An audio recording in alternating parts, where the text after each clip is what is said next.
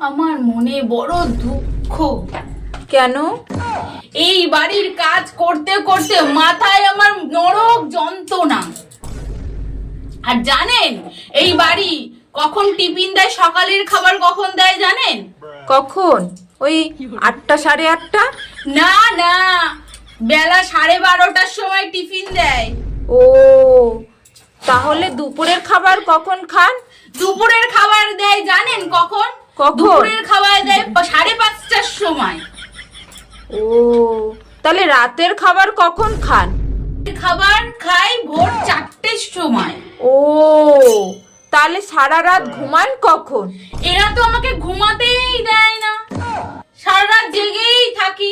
ওর জন্যই ভাবি যে আমার মাথাটা কেন ভন ভন ভন করে ঘোরে।